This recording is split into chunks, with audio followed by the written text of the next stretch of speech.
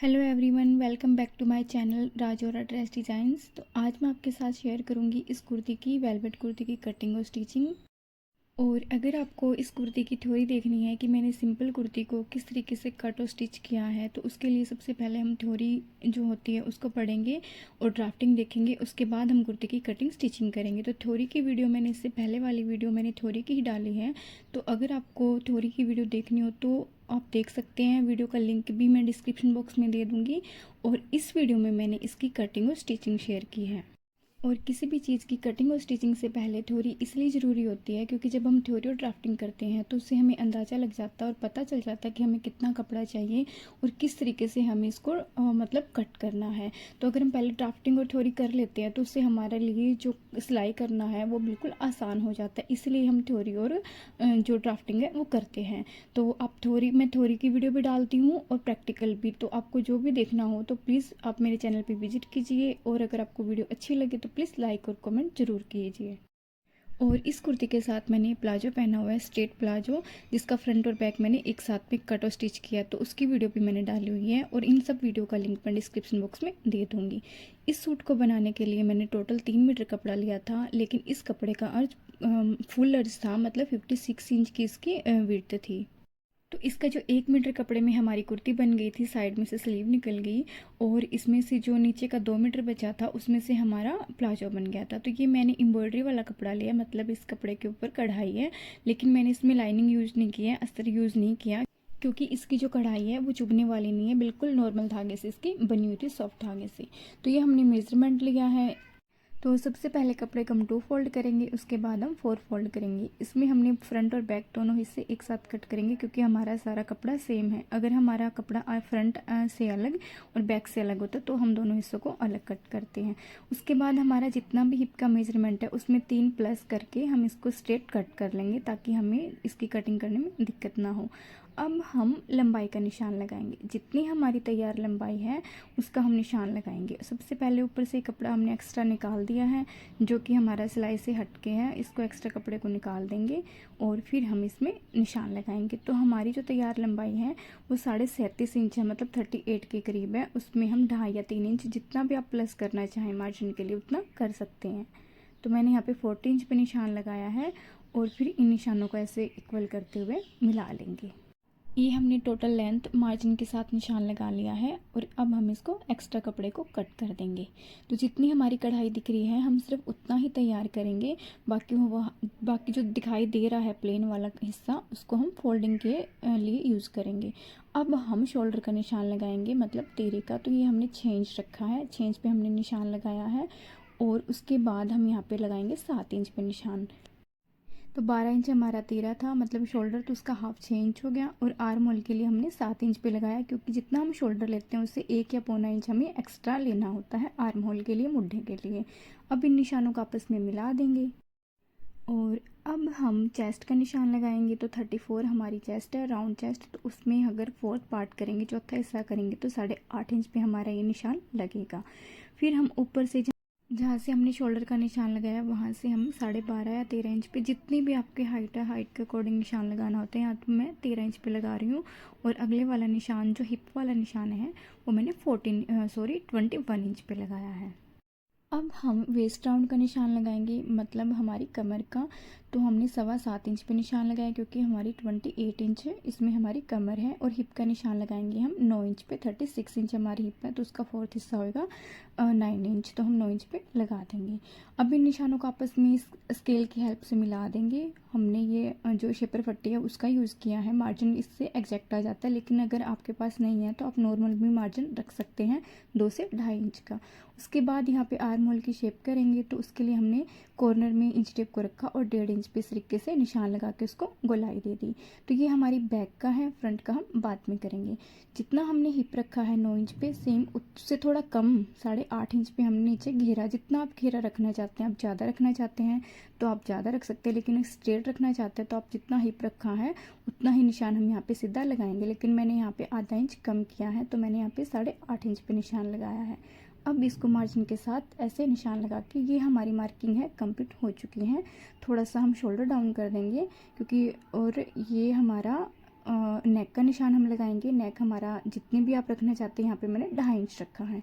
Shoulder slope के बाद ये हमारी कटिंग जो मार्किंग है वो कंप्लीट हो गई है। फ्रंट की हम बाद में करेंगे। तो ये जो निशान लगे हैं, इन निशानों को हम ऐसे जो एग्जैक्ट निशान लगाए हुए हैं उन एग्जैक्ट निशानों पे ही हमें कटिंग करनी है, क्योंकि हमने मार्जिन वगैरह सब कुछ इसके अंदर ऐड कर लिया है। और इसमें हमने फ्रंट और बैक दोनों हिस्सों को एक साथ कट किया है, इसलिए इसको 4 फोल्ड कर रखा है। और सिर्फ अभी तक हमने बैक आर्म होल की शेप दी है, अभी हमें फ्रंट आर्म होल की शेप भी करनी है। और शोल्डर स्लोप हम इसीलिए करते हैं ताकि हमारी कंधी है वो गिरे ना। तो ये हमारी कटिंग हो चुकी है। अब हम बीच में इसका जो मिड पॉइंट है वहाँ पे कट लगा देंगे, और छोटे छोटे कट हम इसकी वेस्ट, आर्म होल और हिप तीनों जगह पे लगा देंगे, और नीचे घेरे पे भी लगाएंगे, ताकि जब हम सिलाई करें अगर हमारा कपड़ा इधर उधर हो जाता है तो जो भी हम सिलाई लगाएं वो इक्वल आए, बिल्कुल बराबर आए। अब हम फ्रंट आर्म होल की शेप देंगे। तो यहाँ पे हमने 1 इंच इसको डाउन करना है, और फिर इसको थोड़ा सा हल्का सा अंदर ले जाते हुए हम इसको इस तरीके से बिल्कुल फ्री हैंड से इसकी गोलाई कर देंगे। और पीछे का हिस्सा हम इसमें बैक पार्ट है उसको निकाल देंगे, फिर जो फ्रंट पार्ट है उसकी कटिंग कर देंगे। तो ये मैंने इसकी कटिंग कर दी है। अभी मैं आपको एक बार फिर से रख के दिखाती हूँ कि कितना हमारा कपड़ा कट हुआ है। ये देखिए, इस तरीके से हमारा फ्रंट जो हिस्सा है वो इस तरीके से थोड़ा सा कम हो जाता है बैक वाले हिस्से से। बैक वाला हमारा इतना ज़्यादा रहता है। तो ये देखिए, ये हमारी दोनों हिस्सों की फ्रंट एंड बैक दोनों साइड की कटिंग हो चुकी है। अब हम इसकी स्टिचिंग करते हैं। तो जब भी हम किसी कुर्ते की कटिंग स्टिचिंग करते हैं तो सबसे पहले हम उसका फ्रंट और बैक नेक तैयार करते हैं। तो ये मैंने नेक कटिंग पहले कर रखी है, मतलब इसका मैंने अगर एक ही वीडियो में हर चीज़ में करके दिखाऊं तो वीडियो बहुत लंबी हो जाती है। तो मैंने नेक की, फ्रंट और बैक दोनों की कटिंग और स्टिचिंग की वीडियो अलग से डाली हुई है। अगर आपको वीडियो देखनी है तो प्लीज़ वीडियो का लिंक मैं डिस्क्रिप्शन बॉक्स में दे दूँगी, आप विजिट करके देख सकते हैं कि मैंने पेपर पेस्टिंग पे नेक को कैसे कट किया है। उस वीडियो में मैंने फ्रंट और बैक दोनों नेक पार्ट की cutting, stitching A to Z बिल्कुल अच्छे से शेयर की है। तो आप अच्छे से देख सकते हैं कि मैंने कैसे इसको पेपर पेस्टिंग के ऊपर कट किया और पेस्ट किया एंड फिर इसको स्टिच किया। तो ये हमारा फ्रंट नेक है, और अब हम इसके बैक नेक की जो स्टिचिंग है वो करेंगे। इसको उल्टी साइड हम रखेंगे जो हमने पेपर पेस्टिंग के ऊपर नेक को तैयार कर रखा है। और सबसे पहले हम बीच में सिलाई लगाते हैं। जब भी किसी भी नेक को बनाते हैं तो सबसे पहले हमें बीच में सिलाई लगानी चाहिए। उसके बाद हम इसको राउंड स्टिच कर देंगे, और फिर कपड़े को आधा इंच का दूरी पे छोड़ के कट कर देंगे। अब छोटे छोटे कट लगा लेंगे और फिर इसको अंदर की साइड पलट देंगे। तो ये हमारा फ्रंट और ये हमारा बैक दोनों नेक तैयार हो चुके हैं।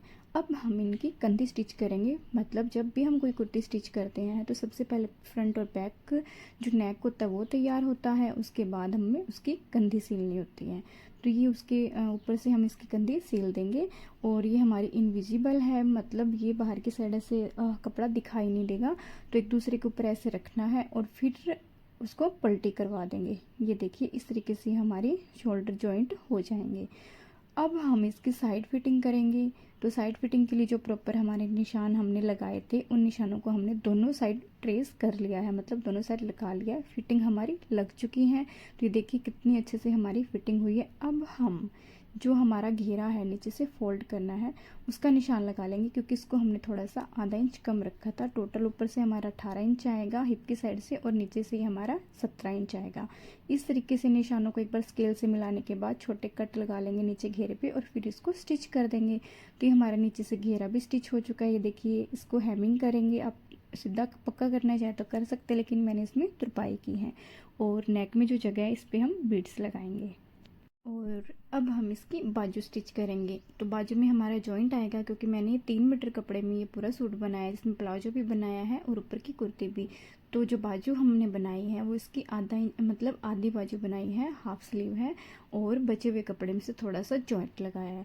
तो ये जो कपड़ा बचा हुआ था इसको एक बार इक्वल कर लेंगे, क्योंकि थोड़ा बराबर नहीं है, इसको बराबर कट कर लेंगे। और फिर इसमें 1 इंच पट्टी, जितनी भी हमारी चौड़ाई रखनी है उसके हिसाब से ये मेरी बन रही थी, तो मैंने इसमें ये 1 इंच की पट्टी लगा ली। 4.5 इंच आ रहा है, तो ये हमारी 4 इंच की बाजू तैयार होगी।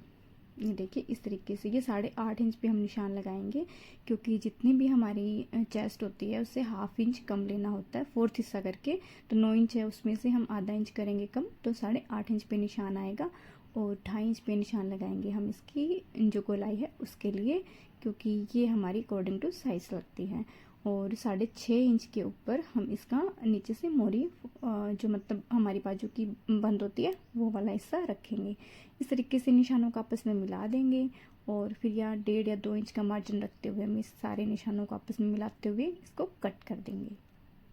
तो ये हमने दोनों बाजू की कटिंग कर दी है। अब हम इसकी फ्रंट आर्म होल की शेप देंगे जैसे हमने कुर्ती में दी है, सेम उसी तरीके से हमें बाजू में भी आधा पौने इंच की, जितने भी आप साइज़ के अकॉर्डिंग रख सकते हैं। यहाँ पे मैंने पौने इंच के करीब मतलब इसकी जो शेप है वो दी है, जिससे हमारी जो बाजू है वो अच्छे से लग जाती है, एडजस्ट सही तरीके से हो जाती है। अब नीचे से इसको फोल्ड कर लेंगे और जो हमारा जॉइंट है वो अंदर की साइड आ जाएगा, बाहर की साइड दिखाई नहीं देगा। ये देखिए इस तरीके से हम इसको फोल्ड कर लेंगे, फिर उसके बाद तुरपाई कर लेंगे और यहाँ से हम साइड में से इसको जॉइंट कर देंगे। अब हमारी बाजू लगाने के लिए तैयार है, मतलब दोनों हाथ के लिए बाजू को हमने तैयार कर लिया है। इस तरीके से हम कुर्ती को रखेंगे, कुर्ती का भी हमें आगे का हिस्सा रखना है और बाजू का भी हमें आगे का हिस्सा रखना है। और सिलाई लगाने से पहले एक बार जो आपने निशान लगाए हैं वो कुर्ती को और बाजू के एक साथ रख के देख भी सकते हैं। ये देखिए इस तरीके से, फिर हमें पता भी चल जाता है कि हमारा कहीं से दिक्कत तो नहीं है, मतलब कहीं बाजू का कपड़ा बढ़ नहीं रहा हो तो, या फिर सूट का मतलब जो आर्म होल है वो ज़्यादा ना आ रहा हो। इस तरीके से हम बाजू कैसे रखेंगे, बाजू को हमेशा हम ऊपर रखेंगे, कुर्ती का जो कपड़ा है उसको हम नीचे रखेंगे। आगे के हिस्से को आगे रखना है और पीछे के हिस्से को पीछे रखना है। तो इस तरीके से हमने देखिए बाजू को स्टिच कर दिया है। ये दोनों मतलब हमारी बाजू बन चुकी हैं और बीच में हम इसके ये बटन लगा देंगे। इसी के साथ ही देखिए मेरी कुर्ती कंप्लीट हो चुकी है। तो आपको वीडियो समझ में आई हो, कुर्ती की कटिंग स्टिचिंग समझ में आए तो प्लीज़ कमेंट और लाइक ज़रूर कीजिए और चैनल को सब्सक्राइब कीजिए। Thank you so much.